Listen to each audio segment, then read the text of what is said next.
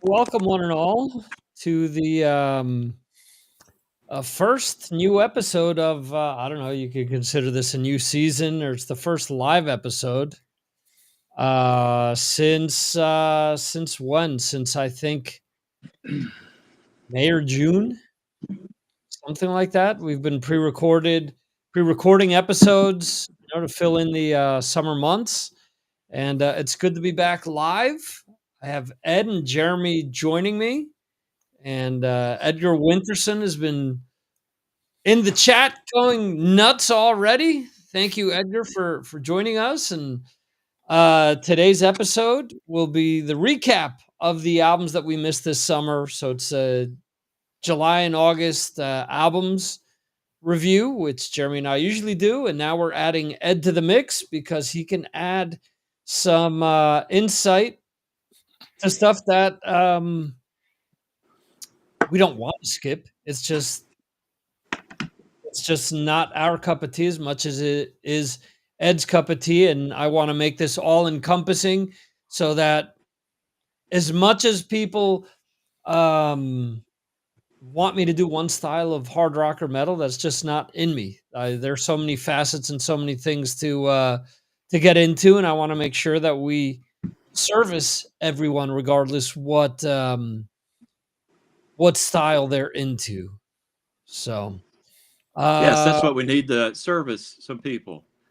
we need to service some people. Absolutely. Layer bone metal. That's right. There you go. Wait. I forgot. Where's this? Oh, not working. I love having my Slayer bone tickled. There we go. All right. We're going to have to copyright that and sell that one. There you go. We're going to make it a t-shirt. So instead of having, Primer 55 or something like that, we're going to have Signals from Mars, tickling Slayer I love bones. having my Slayer bone tickled. On Signals from Mars. There you go. So cool. So let's go all the way back to Independence Day, July 4th. Whenever there's a holiday, there aren't a lot of releases. But let's get on into it. We had releases from Kitty's Resort, War Kings, Witch Hazel, Joe Stump's Tower of Babel, Angry Machine, Metal 6000, EP from, and an EP from Guapa. So we usually throw this to Jeremy first. So Jeremy, what did you listen to this time around? Yeah, so I started off with Joe Stump's Tower of Babel, the Master Shredder, as we know. He set up a 5-piece classic rock band this time. So as you can imagine, it's pretty good. It was to me anyway, not least because Stump, he's got a sort of really listenable heavy rock, sort of Richie Blackmore-esque shredding style. Some fairly nifty fretwork. The songs are pretty okay too. Where it is a bit let down, in my opinion, though, is the vocal quality. I really have no idea what Joe Amore sings like normally, but in terms of this project, I think he's found seriously wanting, really, and it's a real shame because with a better vocal, it would be more enjoyable because Stump deserves a lot better. He's a great guitarist. So I moved on to Human Error by Anger Machine. It's a thrash band from the Netherlands. They initially started as a 5-piece in 2015, releasing Trail of the Perished. They are now a 4-piece band with guitarist Timon Den Hartwig also covering the lead vocals. The album itself, I thought, was quite well produced. As there's plenty of hard sort of hitting riffs on here. I guess you call it fairly standard thrash metal. And in that vein, though, sort of a negative, really, I suppose, is that nothing truly stood out to me. It's fairly bog standard stuff, but it was technically proficient, just wasn't that memorable. So I moved on to my third pick, Next in Line by Metal 6000. Metal who, I hear you say? Well, Metal 6000, the band every metalhead should hear. In an age of overproduced, tech-assisted, rehashed has-beens, Metal 6000 are an entire tornado of fresh air, in my opinion, of course. It's an album I instantly took to. Where these guys sort of lack a production budget, they rudely make up for with songwriting ability that combines a respectful homage to metal history with a unique and magnetic ability to combine heavy with melody, I'd say. Um, it's bordering on the amateurish, that's true, but therein lies its charm. There's a reason why New Album is so revered. It's back to the basics, it's club style approach. And you've got to remember that all bands started out like this. So that is my album of the week. Next in line, Metal 6000. Cool. What was the name of the thrash band you mentioned? The thrash band was Anger Machine, Human Error by Anger Machine. So I don't know if I missed it in the spreadsheet you sent me, but I didn't see releases for July. Okay. The ones that I did were for August. Okay. I don't know if I shared. So it only shared the August tab as opposed to the entire. Either that, or I did not go searching enough to look at it. You maybe I don't missed have the it in July front of me to tab. tell. Yeah. Okay. But so I'm going to listen to you guys as you go through these first few weeks, and then I'll let you know when I Okay. got something to check in with here. All right. So for me, I listened to War Kings Armageddon. War Kings is a band who I thought their debut album was entertaining, was very much in the vein of Manowar, for example, had Melissa Boney on second vocals at the time.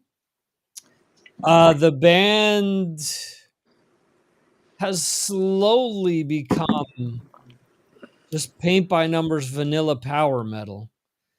There's a few releases from July and August that when I listened to them, the first thing that came to mind was, man, do they look for any originality at all? I mean, if they're not going to be playing any of these songs live, I'd prefer that they not even record them and release them because they sound like a million other things. And with this War Kings album is just, I don't know. I think I could throw it on and throw a bunch of other bands on at the same time, and I wouldn't be able to distinguish what's what as a result. The second thing I listened to was Witch Hazel with, I guess it's called Five Lamentations. And this was kind of interesting to me because it was definitely retro sounding. It mixed a lot of like 70s progressive rock, elements of 80s heavy metal, and old school production. So it gave it kind of a retro feel. And then I went on and listened to the Joe Stump Tower of Babel, Days of Thunder, only because I interviewed Joe at least once, and I've interchanged emails with him over the years. So I figured I'd listen to it. Jeremy, when you said he sounds like Richie Blackmore, that's an understatement, given that there's one song that sounds exactly like Gates of Babylon. The riff is kind of like a Vanilla Ice's Ice Ice Baby to Queens Under Pressure, where it's like one slight like difference in a note to differentiate the two. But yeah, I mean, if you're looking again, I was listening to that and thinking, look, I'd take this over any recent Deep Purple, to be honest, because there's still like a lot of fiery guitar playing to it, which is what I miss with Deep Purple. I think that Deep Purple's playing over the years, and I think that they've got a fantastic guitarist now. And not to say that Steve Morris isn't a great guitarist, but in Deep Purple, he just became kind of boring to me.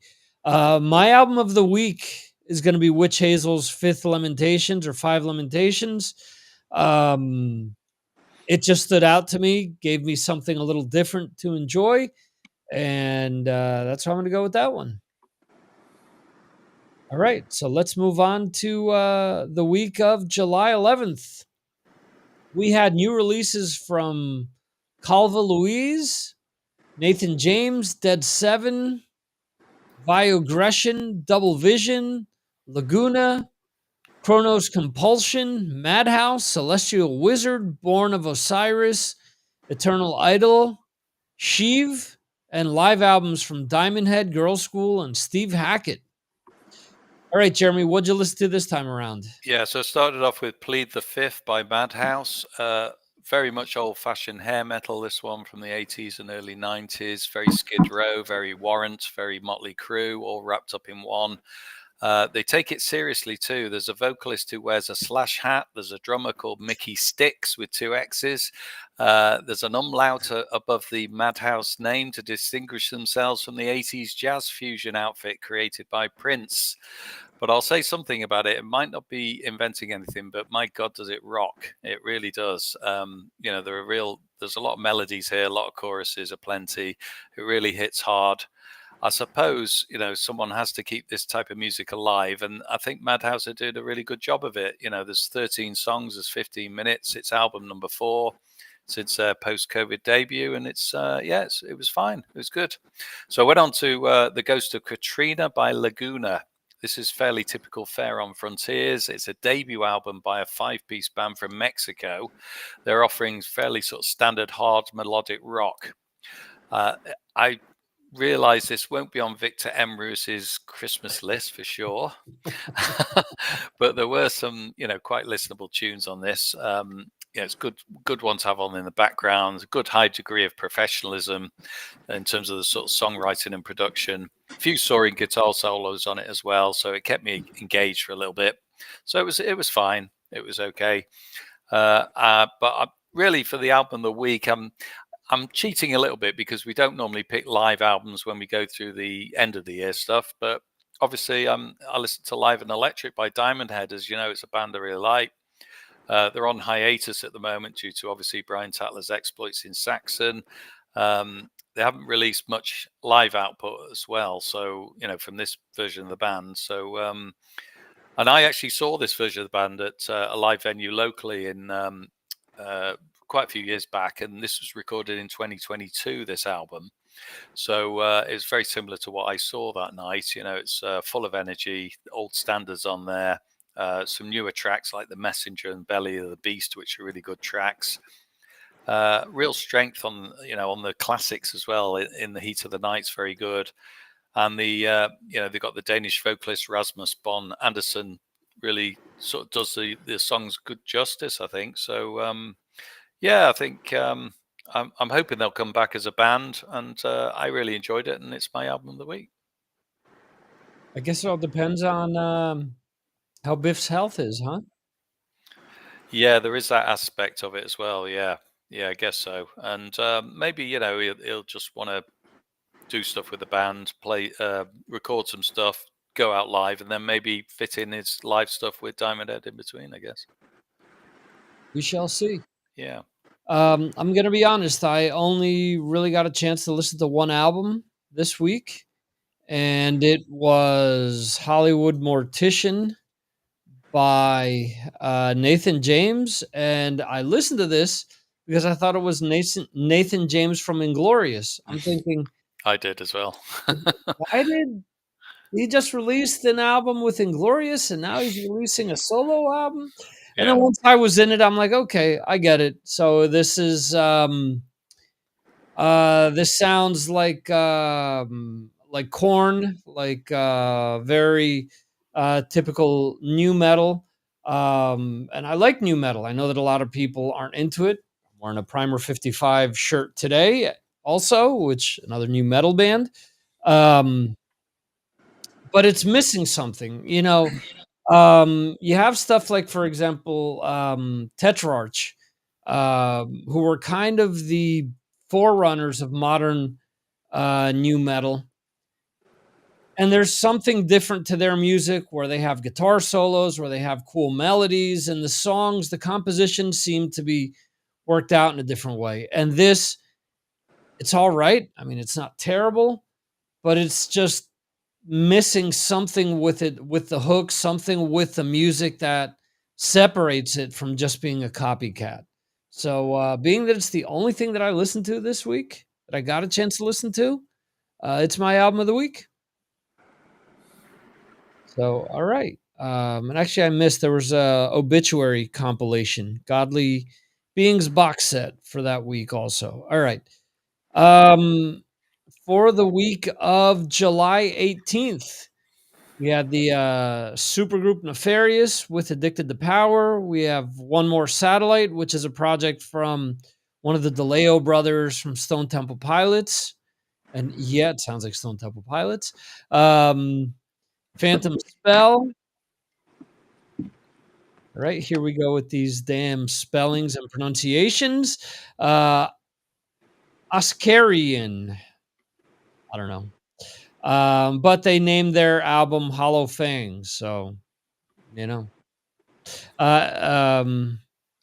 Ramonda, Scardust, Drought, Throat Cut, Abigail Williams, Bush, Scars on Broadway, Ashes of Aries, Reign of Glory, and The Greed. Compilations from Five Finger Death Punch and from Kicks were released on the week of the 18th also. Jeremy, what did you listen to this week? Yeah, started off well, just two really. New Messiahs by Ashes of Aries, which you just mentioned. The former Iced Earth members are back with another sort of heavy metal power metal offering. It's only their fourth full-length album since forming in 2012. And if you kind of ignore the slight vocal similarities, I think, to Sons of Apollo a little bit, I think it's an excellent listen. This it combines some very heavy power with great melody. The previous album I thought was a little bit more frenetic than this one, but there's plenty of hard-hitting metal as well, sort of atmospheric overtones on it and some progressive parts. And it's capped off with a really great commercial song. I think you featured on your Patreon site as well, which was "Keep on Walking," which I really liked all of it. It was that was a good album. And then I moved on to Slingshot by Reign of Glory. The Mark Bowles mini super group. Interesting album, this one. Melodic sort of heavy metal that rocks, and the singer's good on this one. It's also a religious rock band, if I'm not mistaken, sort of similar to Stryper. There's some very good hooks on it. It's heavier too than the first album, All Will Bow, aided by what I think is a superior production technique. And I liked it because there's a sort of generous helping of fairly melodic stuff, but without the songs being very predictable. So it kind of reached out to me, really. And what was that band name again? Yeah, it's Reign of Glory. So it's so when you first said Reign of Glory, I thought I've heard that band because I keep up with the Christian metal scene too. Yeah. So that is the same band. I haven't listened to it yet, so I'm going to add it to my list here and there we go. Check that out on your recommendation. Yeah, I thought it was a good listen. Of the two, that's my pick of the week, I think. Yeah. Okay. A nice pick. I listened to three different albums for this week. I listened to Bush and I Beat Loneliness. Edgar Winterson saying that he passed on the Bush. The album starts out strong, and as time goes by, or as the tracks go by, it gets dull and boring for me. So I Beat Loneliness. If I want to be bored and lonely, I would listen to this, to be honest. Scars on Broadway, Scarred for Life. That is Darian from System of a Down. And man, this album was also kind of a letdown. Like, I'm not a huge System of a Down fan, but it just feels like he went in and just recorded his version of System of a Down. Whereas with other albums that he's released, or the other members, where you can pinpoint, oh yeah, okay, I get it. That's the spice that he adds to the entire recipe.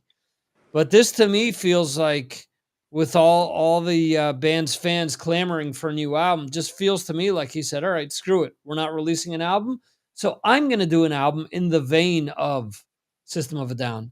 And it just comes off just kind of okay. My pick of the week, though, is Addicted to Power by Nefarious.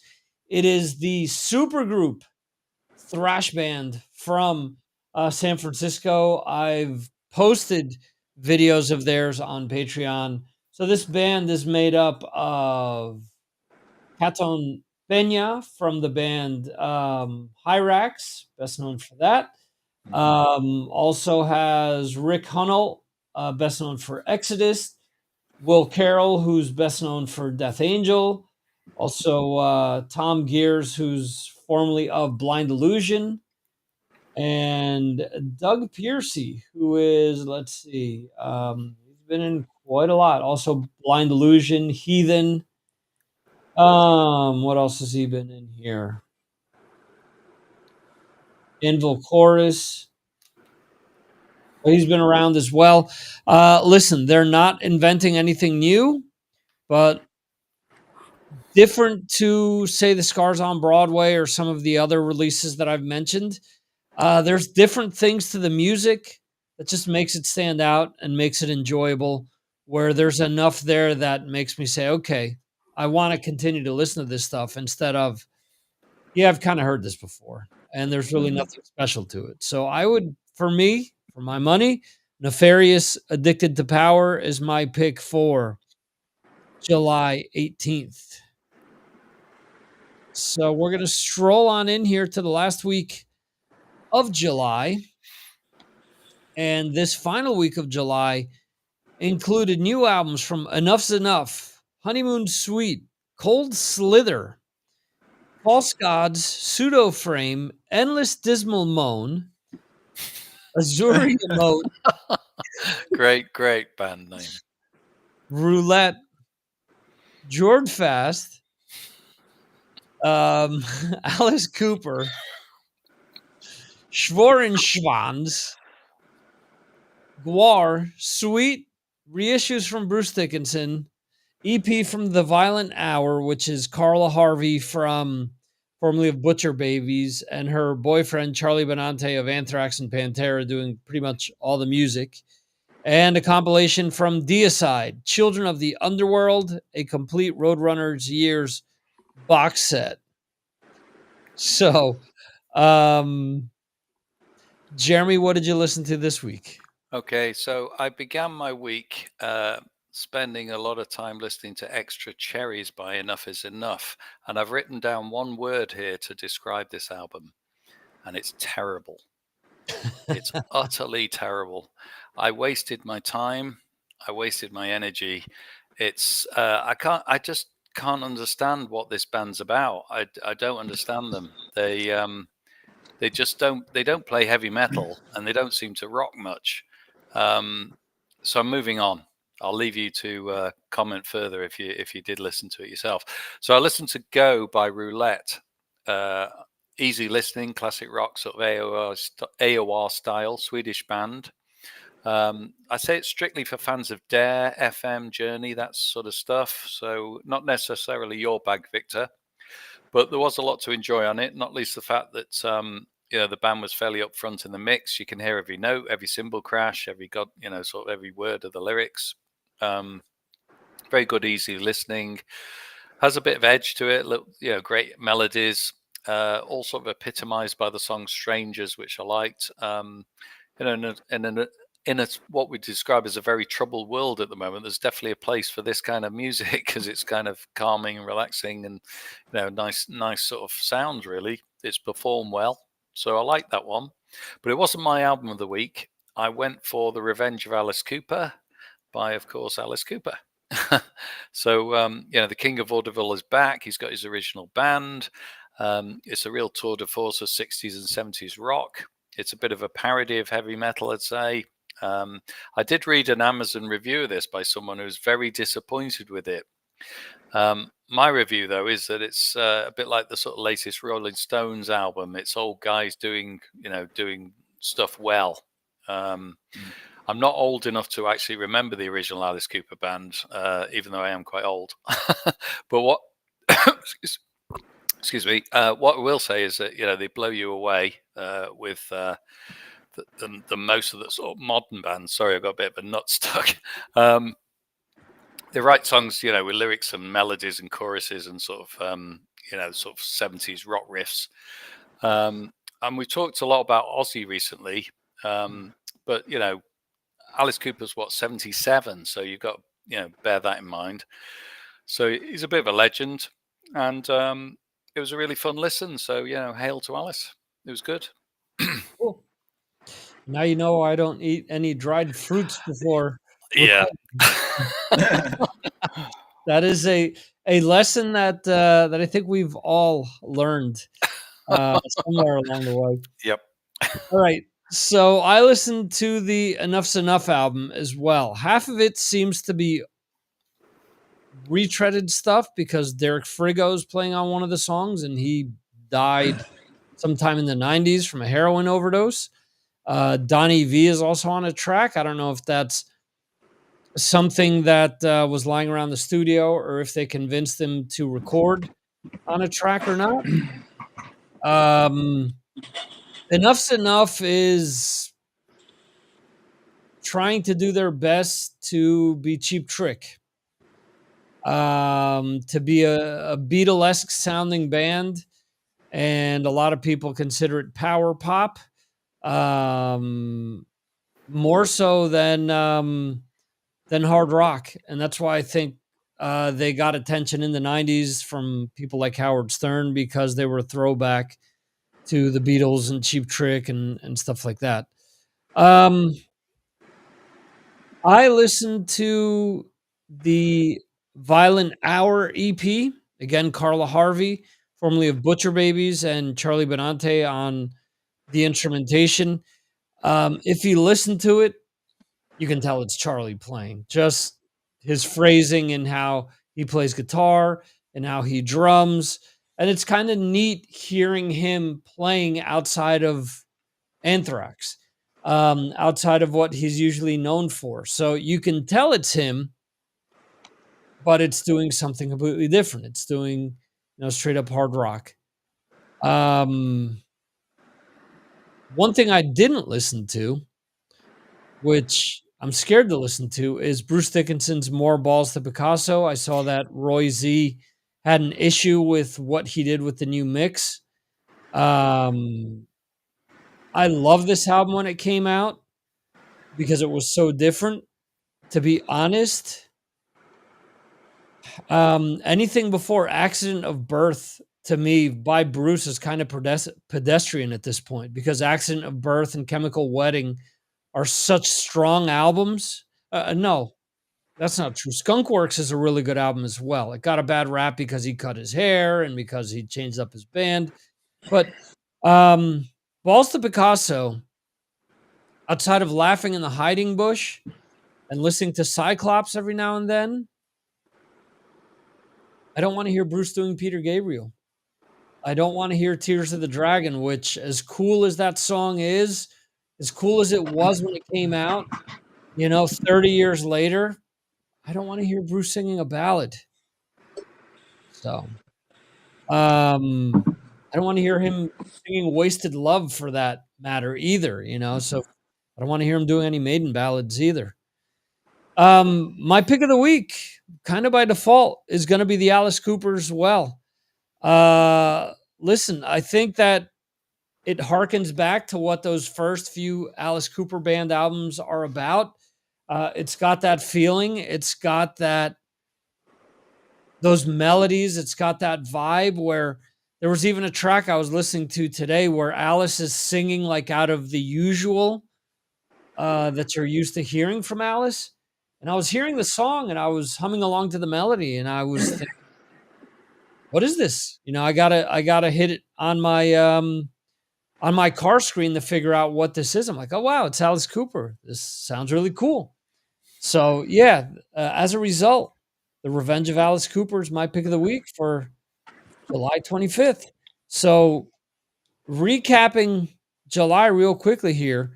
Week 1, July 4th, Jeremy went with Metal 6000 and Next in Line. I went with Witch Hazel and Five Lamentations. I think I've pronounced the name of that title differently every time I've mentioned it, but oh well.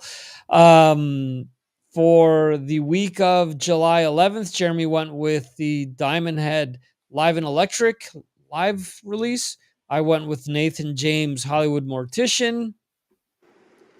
Week 3, July 18th, Jeremy went with Slingshots by Reign of Glory, and I went with Addicted to Power by Nefarious. And for July 25th, both Jeremy and I agreed with The Revenge of Alice Cooper by Alice Cooper. All right. So let's move on to August. And hopefully now we can give Ed some time to pontificate on some albums that he checked out. Yeah, I got a few to recommend for all Cool. you metalheads. So, first week of August, we had new releases from Moths, Fox Lake, Gnosis, I guess how you pronounce it, Rex Tycoon, Nuclear Daisies, and Lumi. Jeremy, what did you check out for this week? Yeah, the first one was an album called First Taste of Heaven by Nuclear Daisies. I didn't know actually much about this band except that they hail from Texas. They have a sound, though, that's probably, I guess, as far removed from the state as you can imagine, or at least as I can imagine. There's a sort of kind of a laid back feel to it, almost a Manchester band feel to it. Layered with keyboards, there's techno drums on there, sort of a haunting, wispy female vocal on there.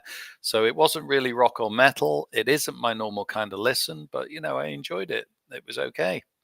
But the one I'm going to pick for the week, and I only picked listened to 2 for this particular week. It's an album called 667788 by Lomi, or I actually thought that was Iomi at first, but I had to look at it again. Yeah.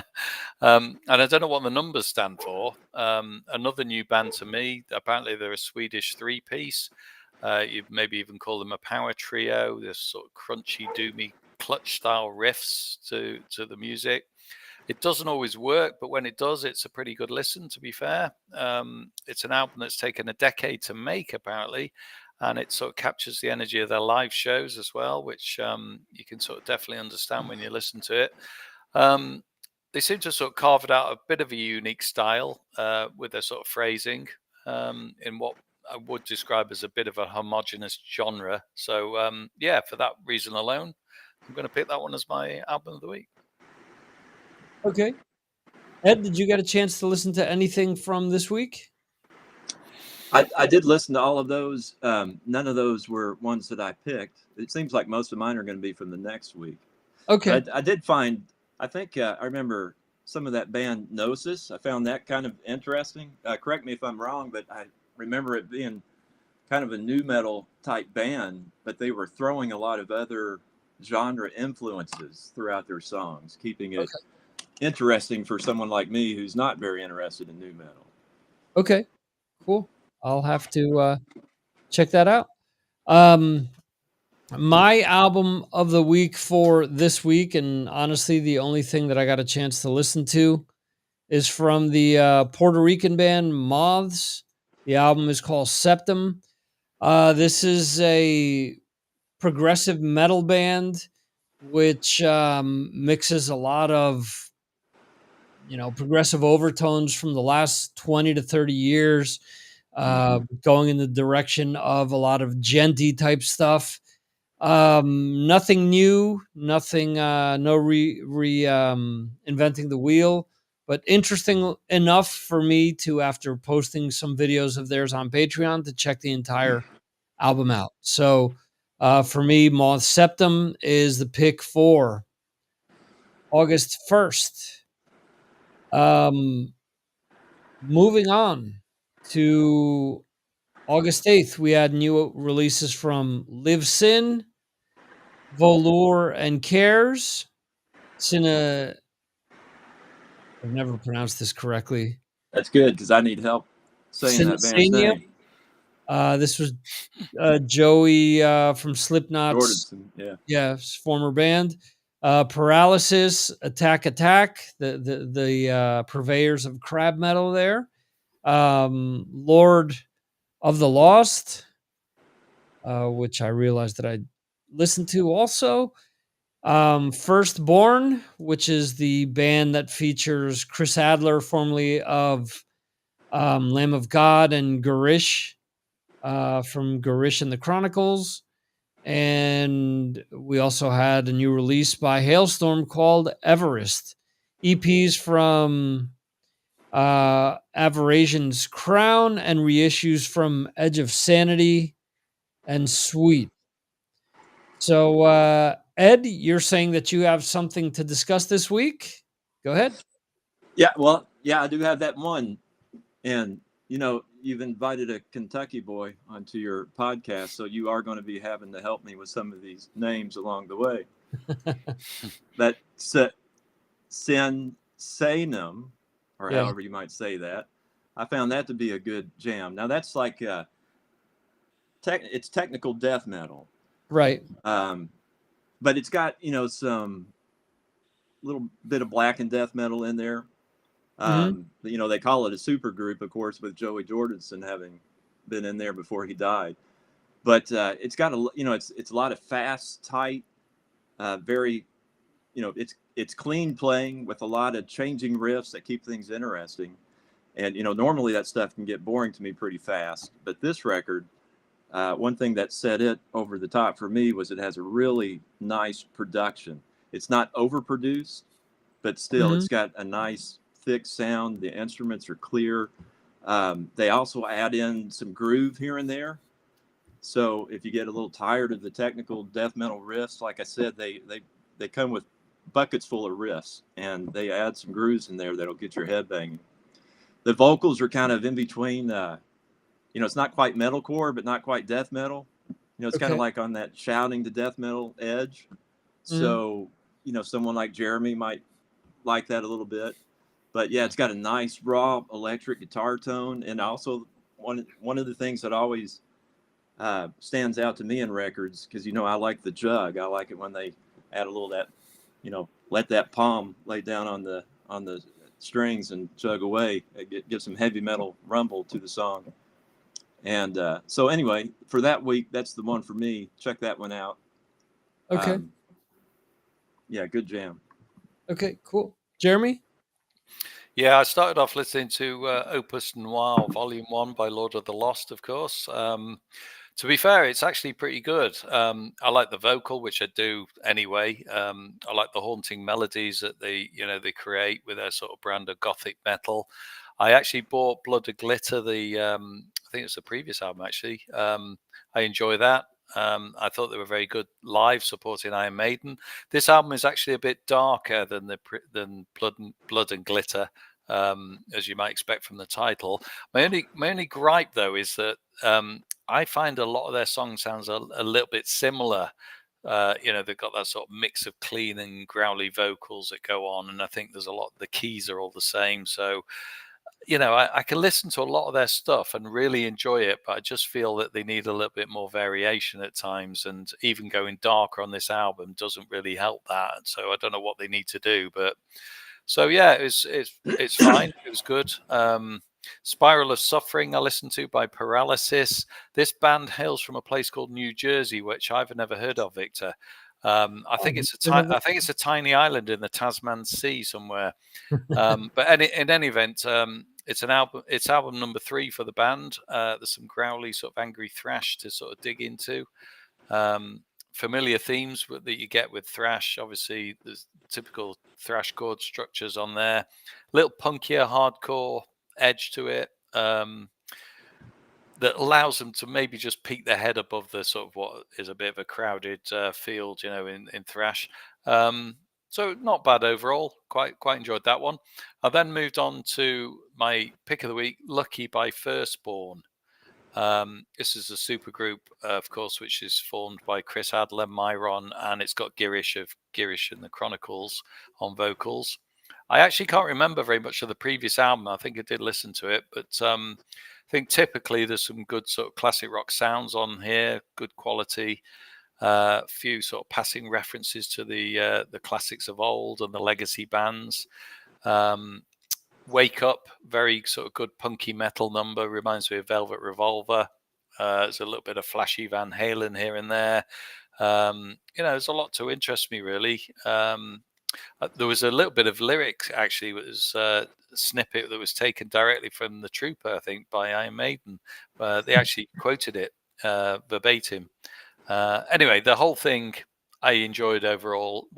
I wanted to listen to it again, and that's going to be my album of the week. Okay, cool. So for me, I listened to Live Sin, Close Your Eyes. Much like what I mentioned before with War Kings. This is just paint by numbers, like 2000s Eurovision metal. Some growling over top, some keyboards here and there, and it just I was listening to it, waiting in the line to get my car inspected, and I was thinking, this music is just making this wait longer because there's really nothing, that's lifting me up here. And I was thinking, are they gonna play any of these songs live? Like, what's the purpose of recording this? So, I got to listen to the new Hailstorm Everest.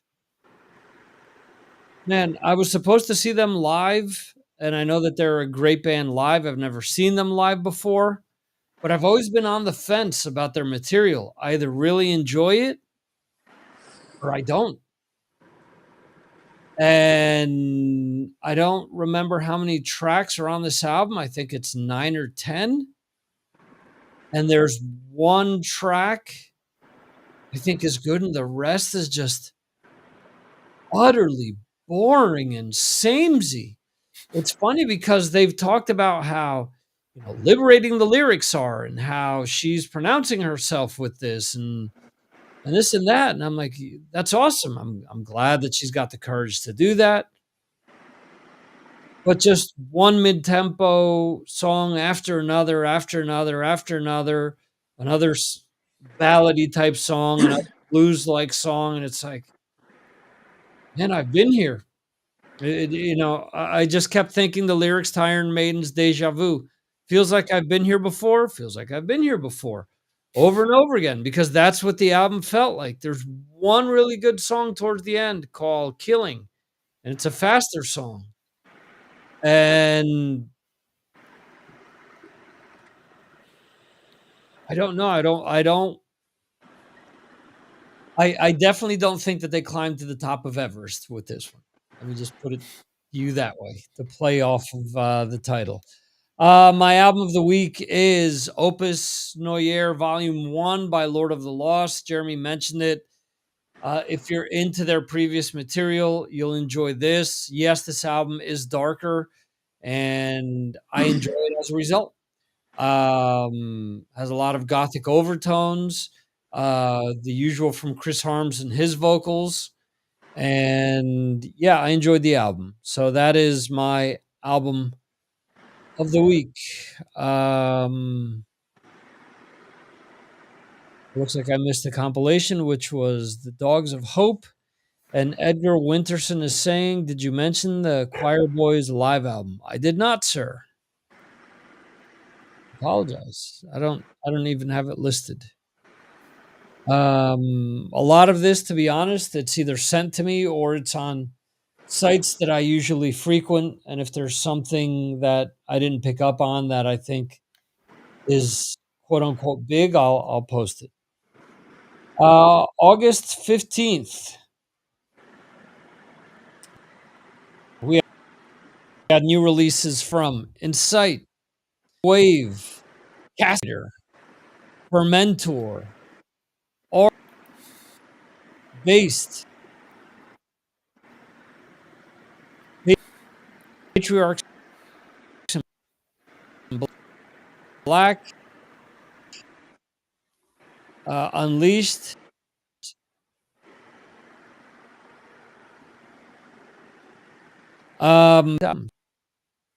let's see, there's a reissue. And Jeremy, what did you listen to this time around? Yeah, I actually forgot to listen to the UFO album, and I'll definitely go back and listen to that one. But just a couple for this week. The Edge by Blackwater Rising. The American band is a few albums in now. Definitely something interesting brewing on this one. Sort of southern tinged hard rock groove on this. Some songs that sort of cut through, others that don't. That might be a little bit boring. So it was an average listen, I think. Nothing too special on it. But the one I'm going to pick for the week will be Unbreakable by Ellefson Soto. Whereas obviously Smith and Kotzen have gone down the blues path, this one has sort of stuck to metal. For the most part, I'd say it's a fine effort. It's their second album. Despite the shield on the cover sort of proving a little bit slightly strange because it reminded me of the latest Judas Priest album with a shield on there. But yeah, the songs were good. I enjoyed it. It was probably a bit of a lean week for me, but yeah, I'm going to pick that one as a good listen album of the week. Okay. Ed, how about you? What did you listen to for the week of the 15th? Okay, you're going to have to linger with me on this week because this week was awesome. This was probably even the best week of the year for me so far. Okay. But before I get into my favorites, I'm interested. Did you all listen to that? Is it Based? You think that's how it's said? Did not. No. No, I didn't. If not, both of you need to listen to this. Okay. I remember hearing it before, and I remember they were a death metal band, and they've got the big, kind of like Sepultura-like vocals with, kind of big booming vocals. But anyway, listening to this record, and I have it randomly playing in my iTunes, I swear there are riffs on this record that could be on Under Lock and Key by Dokken. Oh, wow. And so I don't know if they just did this on this record or if it's something they've been doing for a while, but they have all kinds of these heavy metal riffs, from just basic heavy metal to, like I said, Dokken type riffs. Mm-hmm. When I first heard a couple of those songs, I thought I was about to hear just a basic hard rock band, but then it turns into their death metal. Very interesting. You all should go listen to it and tell me what you think later. But anyway, man, what a dandy week this was. The band Unleashed, are you all familiar with that band? Because they've been around like since 89, I think. Okay. Yeah. And I guess they're mainly considered death metal. But when I was listening to these songs, I was getting a lot of good old classic heavy metal vibes mixed in with their death metal. You almost got some flavors of Viking metal, Okay. without it sounding like Viking metal. Mm-hmm. And when I looked on the Metal Encyclopedia, they do say that they're one of the first metal groups to start writing songs about Viking and Scandinavian history, I guess, instead of like death and gore. Right. But yeah, this album had lots of classic heavy metal mixed with speed metal, thrash metal riffs mixed in with their death metal. They kept the songs interesting throughout the tunes with a lot of mix of their riffs. They're very, their guitar solos are great and interesting. Their vocals, even though they're death metal, it's not that guttural. It's kind of more in that death, gruesome range. So it's vocals that I think would make it more palatable to people like Jeremy or Mike, who don't care much for those. So check that out. Now, the next one is going to be probably in my top 3 records this year. Is Castrator. It's Castrator, but if you're from Kentucky, Castrator, I guess. And this is their second album. I remember listening to their first record when it came out. And of course, this is an all-female death metal band. They are kind of a perfect mix of death and black metal, and it's very thrashy, very aggressive. The first record was, the songs were pretty good, the production was pretty good, but not enough to keep listening to it for too long. But man, they nailed it on this record. I don't know if they had a new producer or what, but the production of the instruments is great. They got a nice, heavy, raw, clean guitar tone. They've got a lot of that heavy metal jug that I like. And also with the female vocalist, man, she's got powerful voice. She's one of the first death metal vocalist that I think is starting to hang out with the big boys. That's one thing about death metal groups when it comes to male and female vocals. There's females out there that are doing great death metal, and sometimes they even blow away with black metal vocals what the guys can do. But sometimes when it comes to those death metal vocals, it's kind of hard to match the power of like Corpse Grinder and guys like that. But man, this gal, she can hang with them. It's heavy stuff. If you like, it's mostly death metal. They don't put so much black in there that I get tired of it. I'm excited to listen to this record for a while.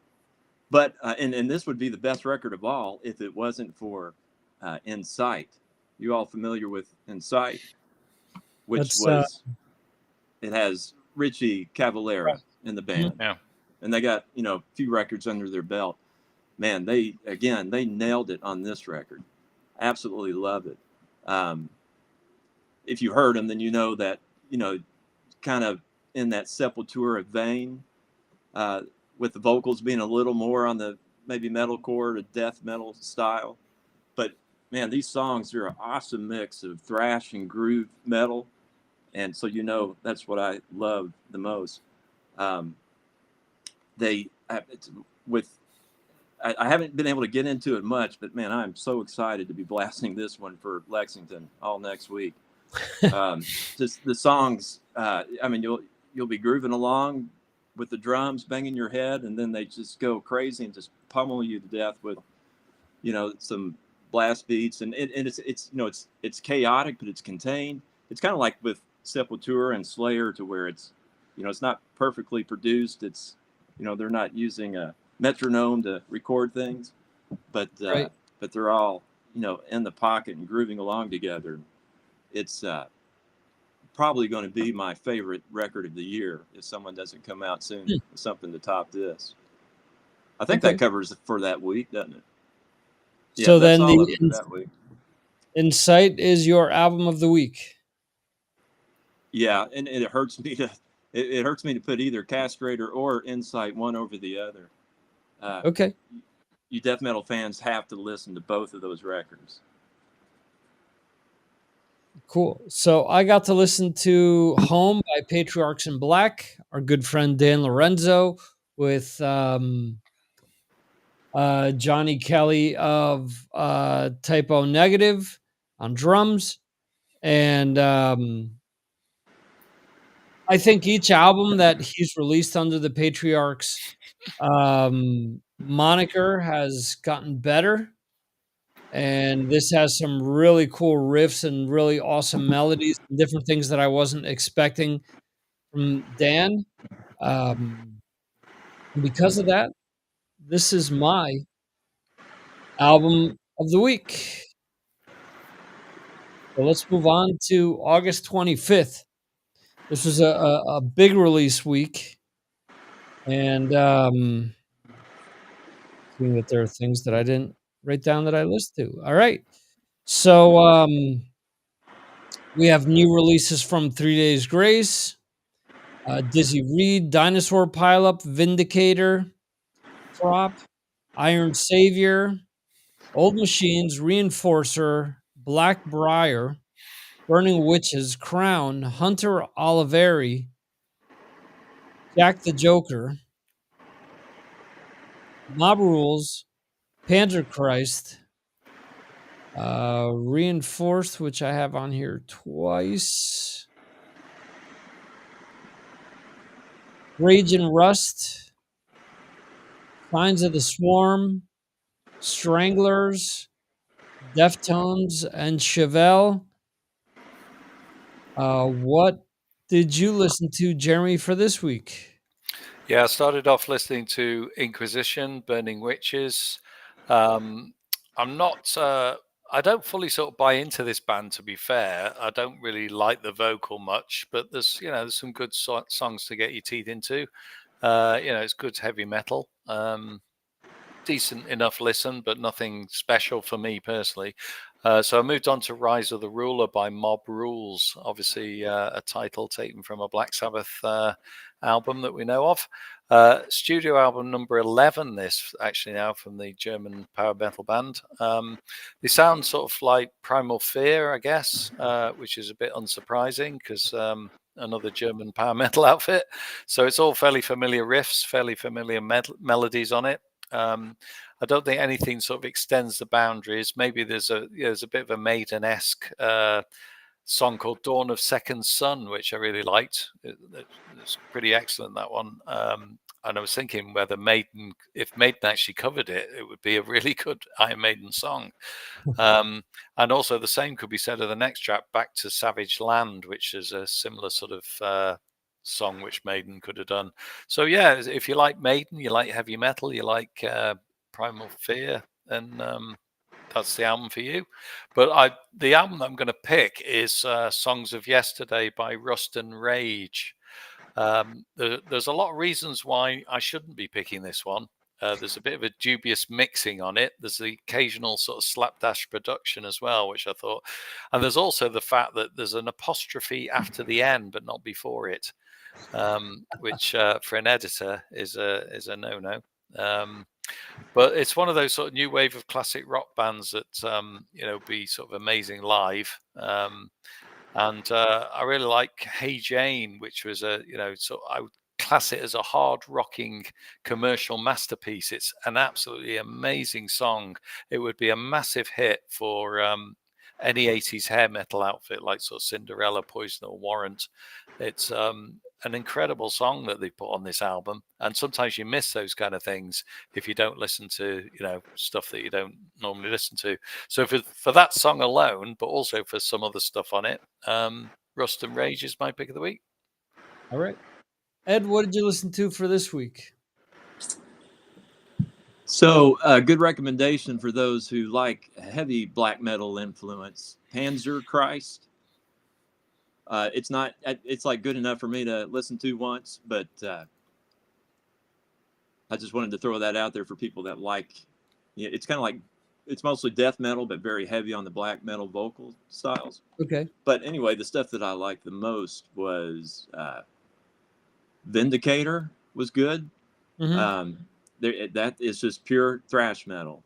It's not Metallica, Megadeth thrash metal where they're mixing different styles. It's just pure thrash metal. Not a ton of jugging and stuff like that, but they have good songs. This album's really well done. The production is good. The vocals are kind of like Vector, which is another kind of clean technical thrash band.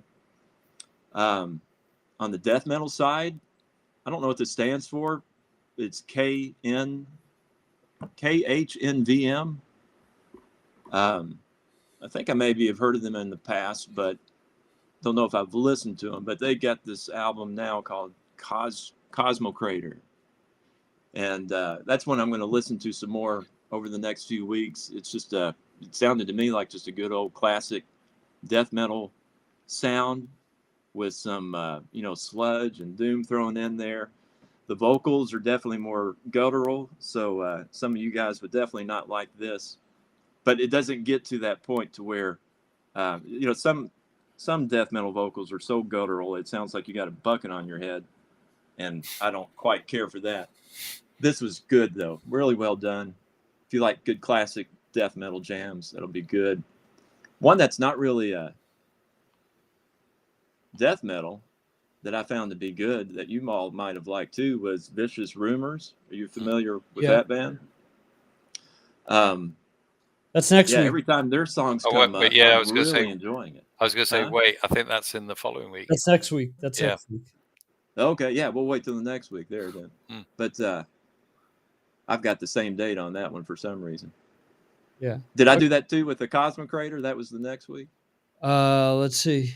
You can tell I'm a beginner on this podcast. Yeah, that's next week as well. I was looking at the list. I'm like, I don't see that. Well, maybe Ed had something written down, but no, that's fine.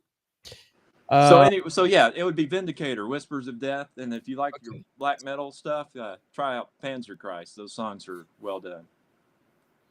Okay. Let me note both of those. Okay. Vindicator, interestingly enough, I listened to that album. I don't know if James J. LaRue, former guitarist of White Wizard, was part of this album or not, but when he Really? left White Wizard and Holy Grail, he moved out to Ohio to record with them. And I have so Okay. much of theirs from that time period. I noticed they've been around. Or no, I'm Yeah, they've sorry. been around for They put out a few records. Yeah. yeah, yeah, yeah. Yeah, they've been around for some time. So I did listen to the Vindicator. I listened to the 3 Days Grace, Alienation, and I had such high hopes. But again, they're a band that I either really like their music or it just kind of does nothing for me because it's ultra generic a lot of times. Um, I listened to Inspiration by Burning Witches, and I can't help but think that they try to go dark on these albums, but they've always got and thankfully this album, they've kind of recouped a little, but because I think they've allowed Courtney Cox to write some of the tracks. Um, for the longest time, without having that extra input, there was like zero melodies in any of their tracks. So the albums kind of felt incomplete to me. This finally sounds like a complete album again by them instead of a song or two here that sticks out. What else? Okay, I listened to Bright as Blasphemy by Chevelle. I've always been a big Chevelle fan from back in the day, and yeah, people can point out that, oh, you say this band is generic or that band is generic when Chevelle has kind of found their sound and kind of stuck to it. But again, comes down to melodies to me and their song structures and stuff. With all that said, my album of the week is Private Music by Deftones. I really enjoy this band, and when they're good, they're great. When they're mediocre, they're forgettable. But I wasn't expecting much from this album because usually they put out a really good album, and then it takes a few albums for them to come back with something that's strong. Their last album, Ohms, wasn't bad, but I think this is a lot better than that. So it surprised me that they've released 3 albums that are very strong back to back. It took them a while for this one, but I'm glad it did. It was worth the wait. So Ed went with Vindicator and Whispers of Death for his album of the week. Jeremy went with Rust and Rage with Songs for Yesterday, and I went with Deftones Private Music. The final week of August, August 25th, saw new albums from Halloween, IHLO, I guess is how you pronounce that. Shadows,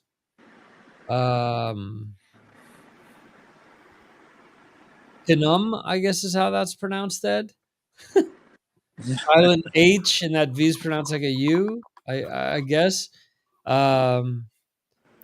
Managarm, Sweet Freedom, Yunin, Vicious Rumors, Wukin, Nova Twins, reissues from Deep Purple with their 20th anniversary of Rapture of the Deep.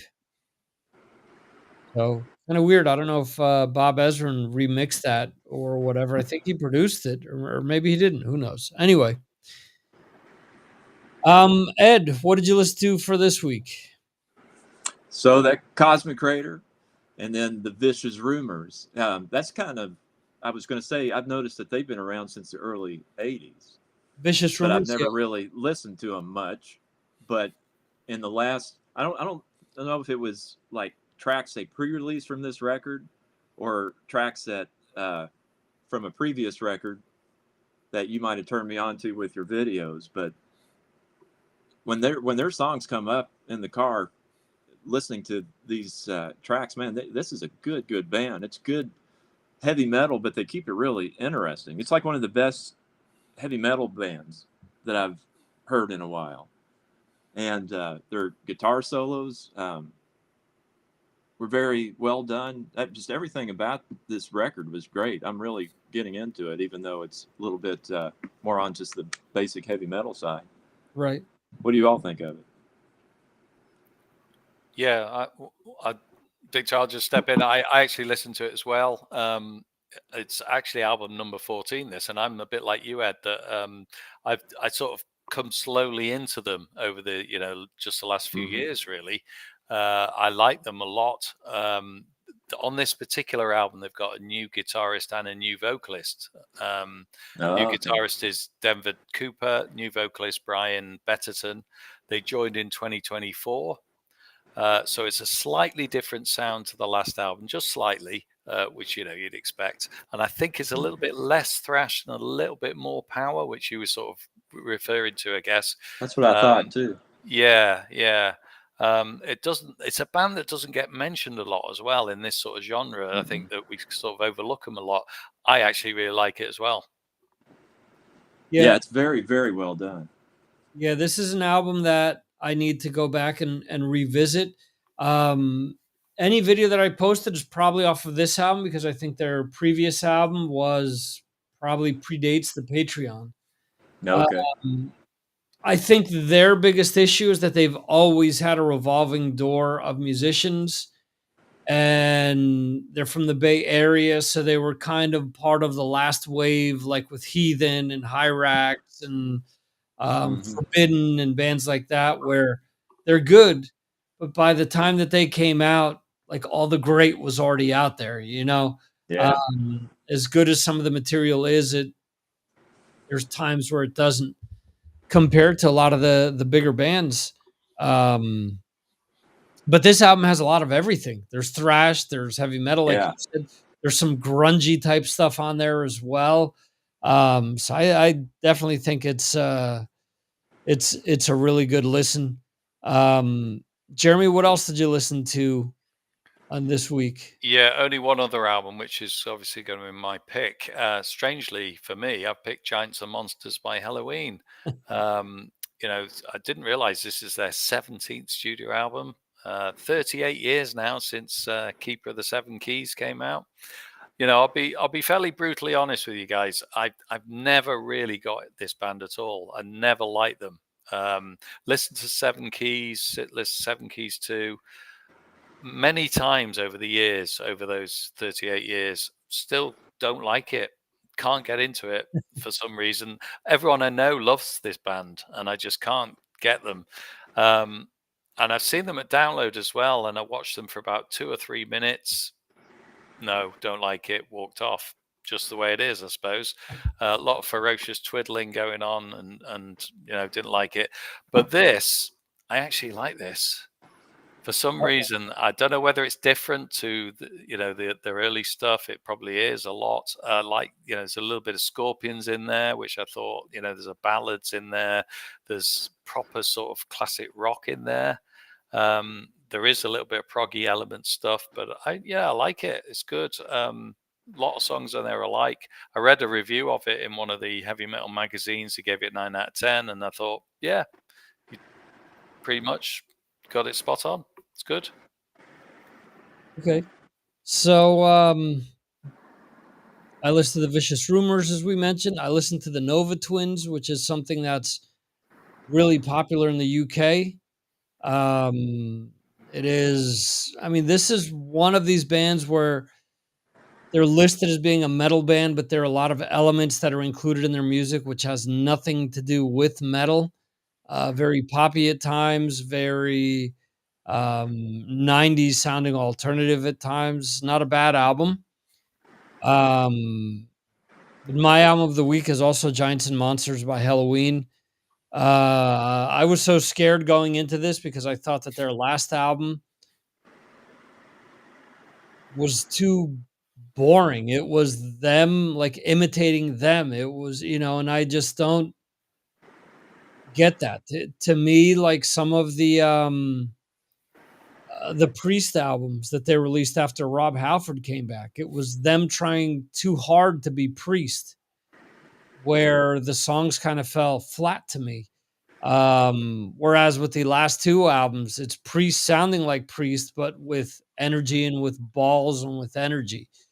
Um, I think Halloween has done that with this, and I think that they've infused stuff within the album that maybe on albums like Chameleon, or I'm trying to think of what some of the other albums are. Well, even Pink Bubbles Go Ape, where the band was branching off and doing different things, which wasn't like prototypical power metal-y type stuff or Maiden or Priest type stuff. They were dipping their toes into other things. And this to me feels like that, where it's a continuation of stuff that they had done in the past without leaning too much into the whole Keepers DNA.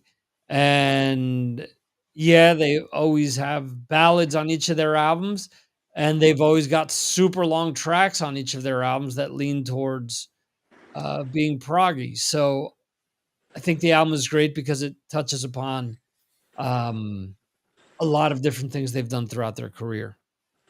So that would be both Jeremy and my album of the week for the 29th. And Ed, for you, it's I like that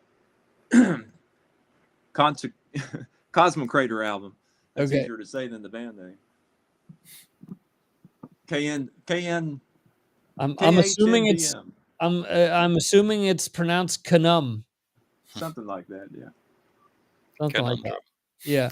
It's a So, all right, conundrum. let me go back here real quick. Our albums of the week for the first week here of August.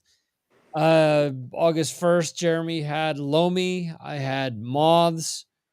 For August 8th, Ed had Synesthesium with in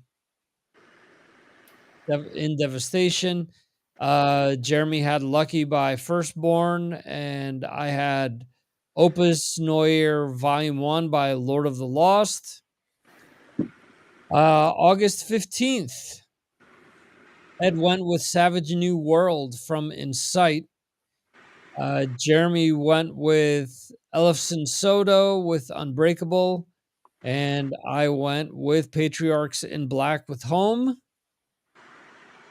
August 22nd, Ed went with Vindicator and Whispers of Death.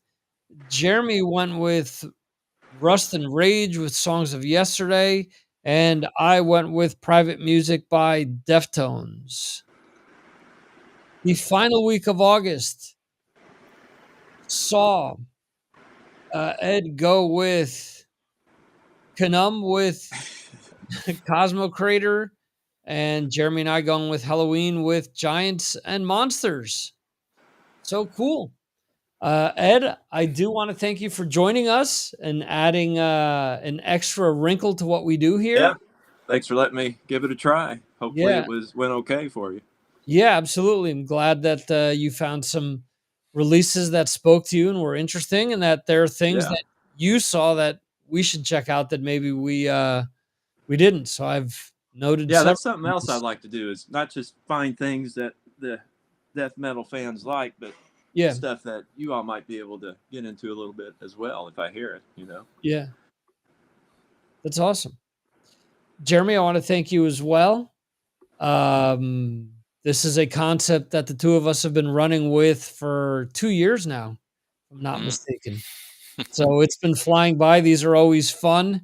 It's always fun to check out new music, and it's funny because I've been leaning heavily this entire summer on my 2025 playlist, Yeah. and it's cool to just have different things to listen to. And it's at the point where some of the songs are starting to come up, and I'm thinking, okay, I've already heard that one quite a few times. Let's give another song a try. So awesome. So hopefully Ed will join us in future episodes of these, and hopefully you guys Yeah. enjoyed this. Edgar, thank you for joining us in the chat. And that is pretty much it. Thanks everyone for checking this episode out, whether that be live or the replay. And we appreciate your support. And hopefully, if we didn't help you lighten your pockets a little, hopefully at least some of the things we mentioned has made its way into your headphones or speakers after checking the episode out. On that note, I do want to end the episode. Thanks again, guys, and we will see you next time right here on Signals from Mars. See you, folks.